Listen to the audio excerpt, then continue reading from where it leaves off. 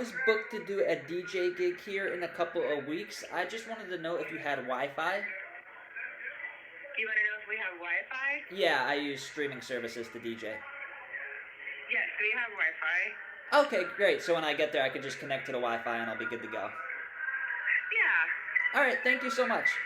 you're welcome. Bye. All right, bye-bye. All right, when you first get booked to do a DJ gig, there are a few things that you should start doing immediately. First, starting with the two W's. So the two W's are who and where. This is the most important information that you're going to need about your gig.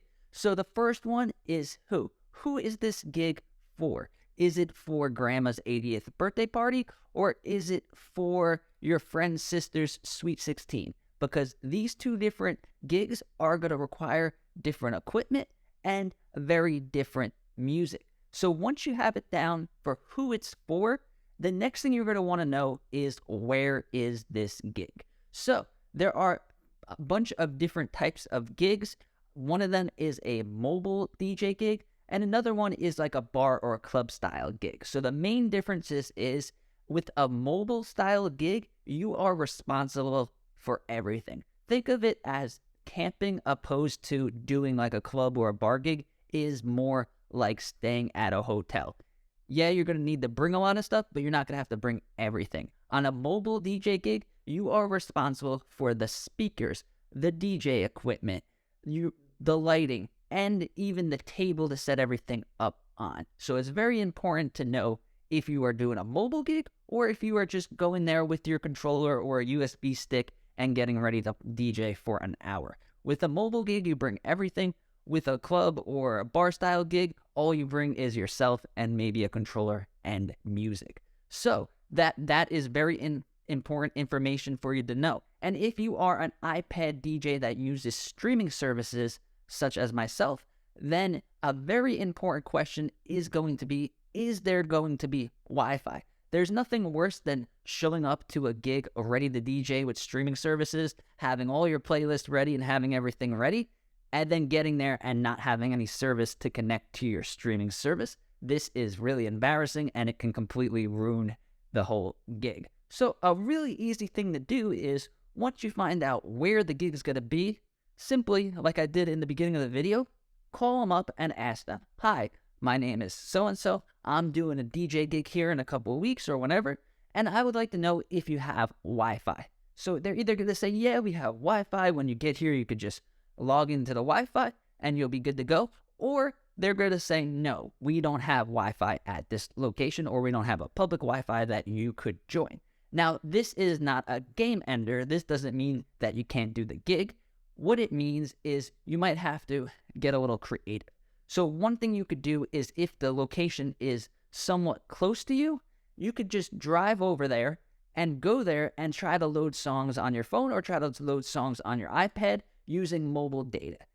What I do is I pay for, it's an extra $20 a month for a service on my iPad. So I have the same service on my iPad that I do on my phone. So if I go there with my phone and the mobile internet is good enough for me to load up songs and DJ, then I know I am good. If I go there and it's like a basement venue or something like that where I have no service, then you're going to have an issue, and then maybe you're not going to do the gig, or maybe you're just going to have to download all the music. But definitely, if you use streaming services to DJ, definitely check and make sure you're going to be able to load music, because no music, no gig. All right, number 3 and number 4 kind of go together. Next piece of information that is very important is how long is the gig? How long are you required to provide the music and entertainment for this event?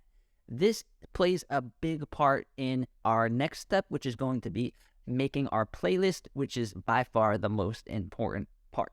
So when it comes to how long the gig is going to be, a good rule of thumb with the music is to have double the amount of time as the gig. So let's say you're doing a 4-hour DJ gig, then what you're going to want to do is have at least double or maybe more, or maybe a little bit more, maybe like 60% more if you do a lot of quick mixing. So you don't want to have the exact length of the party in songs, because then if you play a song that nobody likes or you play a song that doesn't really work well, you could quickly mix out and play something else, and you have options. And you don't want to have way longer, you don't want to have way too much songs, because you are going to suffer from what's called paralysis by analysis. Same thing like if you go to the Cheesecake Factory and they have the menu's like 30 pages long. There's so many options that you don't know what to choose from. So the same thing will happen to you when you are DJing. You'll have too many songs and it will become a lot more difficult for you to decide. So a good rule of thumb is just to do double. Most DJ softwares, I think all of them, when you make your playlist, it'll tell you how long the playlist is. It'll say 100 songs, 7 hours, or whatever. So that is a really good thing to go by. If you're using a software that doesn't, just average in the average amount of songs. So you could say like a song is averaged 3 minutes, 2 minutes and a half, and then times that by the amount of songs, and then you will get your answer. So once you find out how many songs you are going to need, next thing you're going to do is make a gig-specific playlist. So I say it all the time, playlists are the most important part of DJing. So yeah, you should have your go-to playlist, you should have your decades, you should have your different genres ready. But as soon as you get booked for a gig, as soon as you find out you're definitely doing the gig, then you should be making that gig-specific playlist with songs that you plan on playing for that specific gig. And you could pick these songs based on location, based on time, based on the people that are going to be there. And then you can make this playlist and you could plan it out well so that when you get there, you're going to be relaxed and ready to go, and you don't have to worry about sitting there typing in, trying to find the next song to play, which is what makes DJing not fun at all. All right, and then number 5 is going to be, you're going to have to decide what equipment you are going to use. So this is something that you could discuss before you even get booked on for the gig based on pricing. Let's say you could offer a standard price for just the DJing, just the DJ setup, and then you could do an additional package or additional price if you're going to provide lighting, or you could charge even more if you're going to do video mixing with music videos and stuff and provide visual entertainment as well. So keep that in mind when you're pricing out your gigs. And then once you are set and it's a done deal, start planning out what you're going to bring and make sure that you have backups. And a good thing to keep in mind is if you don't think they're going to have it there, bring it yourself. So never expect a venue or a place where you're doing a gig to have a table that you could use to set up your equipment. I've ran into this problem before. I was just like, I don't need to bring a table. They'll have a table there.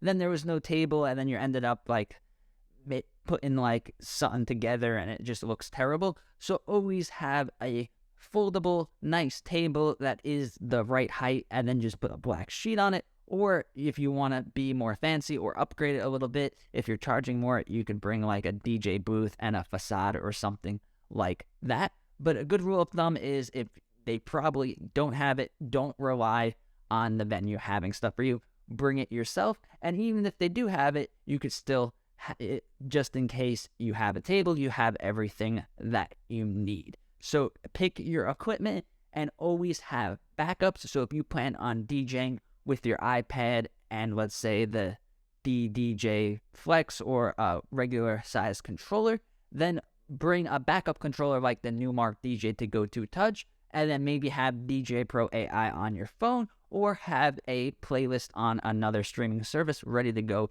in case something happens with your iPad. You always want to have a backup so that nothing can go wrong. So let me know in the comments if you agree with any of this, if you think I left anything out, and if you found value in this video, give it a like and subscribe to my channel. I make DJ tutorials several times a week. Thank you.